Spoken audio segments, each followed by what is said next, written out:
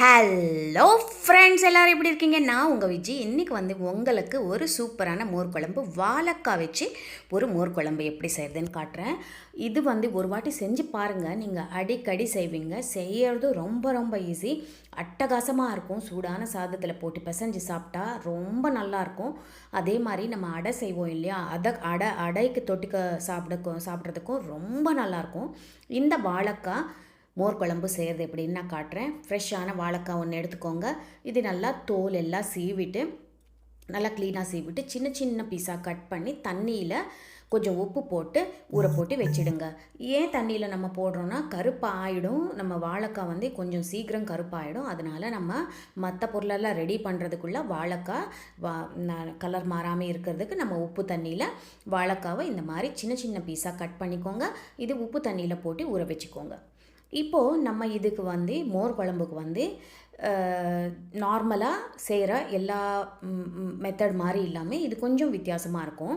Video ஃபுல்லாக பாருங்கள். First time என் channel பார்க்குறீங்கன்னா கண்டிப்பாக என் சேனலுக்கு சப்ஸ்கிரைப் பண்ண மட்டும் மறக்காதீங்க. லைக் போடுங்க, ஷேர் பண்ணுங்கள். உங்கள் சப்போர்ட் எனக்கு ரொம்ப ரொம்ப முக்கியம். இப்போ இது நம்ம வாழைக்காய் கட் பண்ணியாச்சு. இது உப்பு தண்ணியில் போட்டு ஒரு பக்கத்தில் வச்சிடலாம். இப்போ நம்ம அரைக்க வேண்டிய சாமான் என்னென்னு பார்க்கலாம். இதுக்கு ஒரு மிக்ஸி ஜார் எடுத்துக்கோங்க.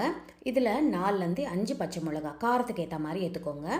அப்புறமா இதில் தேங்காய், ஒரு பாதி மூடி தேங்காய், இஞ்சி, சின்ன துண்டு இஞ்சி போட்டுக்கோங்க. நல்லா தோல் எல்லாம் சீவிட்டு க்ளீன் பண்ணிவிட்டு போட்டுக்கோங்க. 1 ஸ்பூன் ஜீரகம் போட்டுக்கோங்க.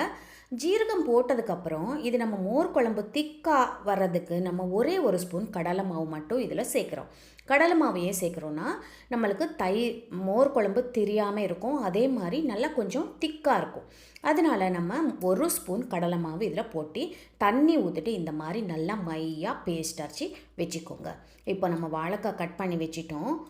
அப்புறம் பேஸ்ட்டும் ரெடி பண்ணிட்டோம். கட்டியான தயிர் எடுத்துக்கோங்க.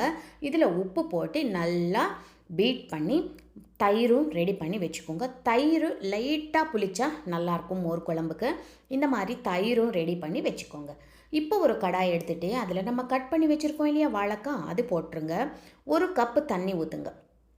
தண்ணி ஊற்றிட்டு இதில் மஞ்சத்தூளும் 1/2 ஸ்பூன் உப்பும் போட்டு நல்லா இந்த வாழைக்காய் நல்லா வெந்து சாஃப்ட் ஆகிற வரைக்கும் நம்ம வேக வச்சுக்கணும். இதில் நம்ம தாளிப்பு எதுவும் இப்போ போடலை, கடைசியில் தான் தாளிப்பு போட போகிறோம். அதனால் நீங்கள் வெறும் கடாயில் இந்த மாதிரி தண்ணி ஊற்றிட்டு வாழைக்காய் போட்டுட்டு உப்பு மஞ்சத்தூள் போட்டு மூடி போட்டு ஒரு 7லேருந்து 10 நிமிஷம் வேக வச்சிட்டிங்கன்னா வாழைக்காய் சூப்பராக வெந்துடும். நீங்கள் இது வேணால் குக்கரில் கூட வச்சுட்டு 1 விசில் வர வரைக்கும் வச்சுட்டு கூட எடுத்துக்கலாம். குக்கரில் நம்ம வச்சோன்னா ஒரே 1 விசில் வர வரைக்கும் வச்சுக்கோங்க. இல்லைன்னா குழஞ்சி போயிடும். வாழைக்காய் நம்மளுக்கு தனித்தனியாக அந்த பீஸ் தெரிஞ்சால் தான் சாப்பிடும்போது நல்லாயிருக்கும். அதனால் நீங்கள் குக்கரில் வைக்கிறதா இருந்தால் நீங்கள் ஒரே 1 விசில் வச்சு எடுத்துக்கலாம். இப்போ நம்ம வாழைக்காய்க்கு தண்ணியும் ஊற்றியாச்சு, மூடி போட்டு விட்டுடலாம். ஒரு 5 நிமிஷத்துக்கு அப்புறம் எடுத்து பார்க்கலாம். பாருங்கள், வாழைக்காய் நல்லா வெந்துச்சு. நீங்கள் செக் பண்ணிக்கோங்க, வாழைக்காய் நல்லா சாஃப்டாக வெந்துச்சா இல்லையான்னு செக் பண்ணிக்கோங்க. வெந்துச்சுன்னா நம்ம இதில் அடுத்தடுத்த பொருள் சேர்த்துடலாம். இப்போ வாழைக்காய் சூப்பராக வெந்துருச்சு. நம்ம என்ன பண்ணலாம், முன்னாடி தேங்காய் பேஸ்ட் அரைச்சி வச்சுருக்கோம் இல்லையா, தண்ணி ஊற்றிட்டு நல்லா பேஸ்ட் அரைச்சி வச்சுருக்கோம் இல்லையா, அந்த தேங்காய் பேஸ்ட் போட்டுருங்க. அப்புறமா கொஞ்சம் மிக்ஸியும் கழுவிட்டு 1/2 கப்பு தண்ணியும் இதில் ஊற்றிடுங்க. அப்புறமா இதில் நம்ம பீட் பண்ணி வச்சுருக்கோம் இல்லையா தயிர், அந்த தயிரும் இதில் போட்டுடணும். தயிர் போட்டதுக்கப்புறம் நம்ம முக்கியமாக நிலவில் வைக்கிறது என்னென்னா, இது நம்ம தேங்காய் போட்டு ஒரு வாட்டி மிக்ஸ் பண்ணிட்டோம். தயிர் போட்டதுக்கப்புறம் நீங்கள் இதை சிம்மில் வச்சுக்கோங்க, ஹையில் வைக்காதீங்க. நம்ம இது ரொம்ப கொதிக்க விடக்கூடாது. இப்போ நம்ம தயிரும் சேர்த்தியாச்சு. இதில் 1/2 கப் தண்ணி அளவு பார்த்து ஊற்றிக்கோங்க. ஊற்றிட்டு இது என்ன பண்ணணுன்னா கொதிக்கிறதுக்கு அப்படி விட்டுடலாம். இது உப்பு போட்டு ஒரு 2 நிமிஷம் கொதிக்க வச்சாலே போதும். இது ரொம்ப நேரம் கொதிக்க வைக்கக்கூடாது மோர் குழம்பு எப்போவுமே. இப்போ தாளிக்கிறதுக்கு என்னென்ன பொருள் தேவைன்னு பார்க்கலாம். கடாய் சூடு பண்ணி இதில் தேங்காய் எண்ணெய் விட்டுக்கோங்க. மோர் குழம்புக்கு எப்போவுமே தேங்காய் எண்ணெய் சூப்பராக இருக்கும். கடுகு, ஜீரகம், அப்புறமா இது நல்லா வெடித்ததுக்கப்புறம் இதில் வெந்தயம் போட்டுக்கோங்க.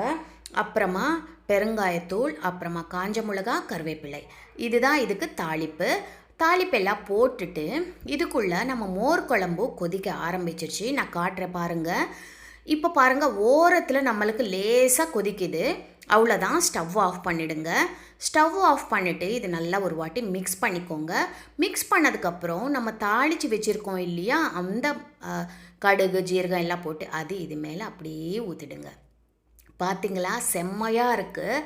இந்த மோர் குழம்பு நீங்கள் நல்லா மிக்ஸ் பண்ணிவிட்டு சர்வ் பண்ண வேண்டியது தான். சூப்பரான மோர் குழம்பு ரெடி. கண்டிப்பாக ட்ரை பண்ணி பாருங்கள், எப்படி வந்ததுன்னு சொல்லுங்கள்.